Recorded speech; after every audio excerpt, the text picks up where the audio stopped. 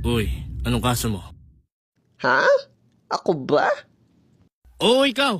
Ikaw lang naman ang katabi kong preso rito. Isolated tayo sa mga ibang preso kasi delikado raw tayo. Delikado? Bakit? Ano ba ang kaso mo? Murder at pagtutulak. Hindi ko naman sinasadya eh. Babarilin sana ako eh. Ayun, inagaw ko. Napatay ko tuloy yung pulis. Eh, ikaw. Pagliligtas.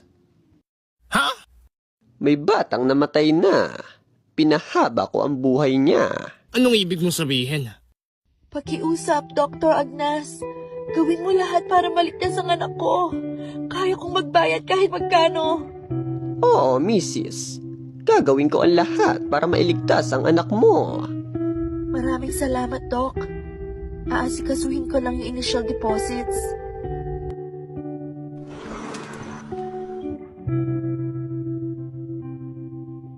Dok, sa tingin niyo po ba gagaling pa ako? Parang nagiging pabigat na ako kay mama eh. Hindi ka pabigat. Kaya kitang iligtas. Mailigtas kita, huwag kang mag-alala.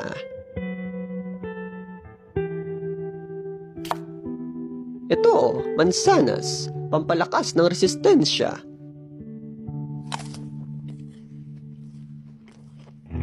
Masarap, di ba? Opo, Dok, ang sarap.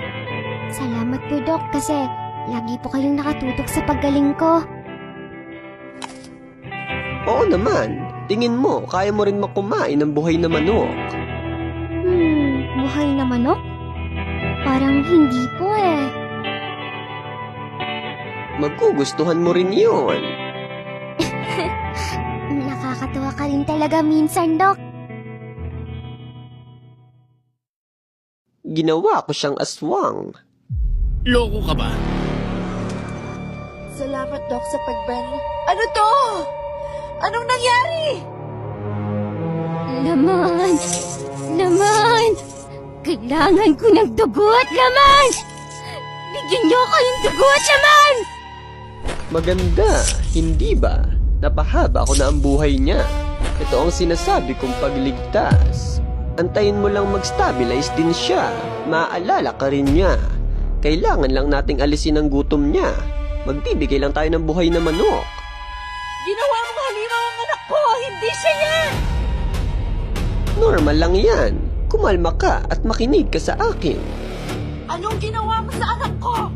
Halimaw ka! Dapat maging masaya ka. Mas makakasama mo pa ang anak mo. Siya pa rin yan. Kailangan mo lang mag-antay.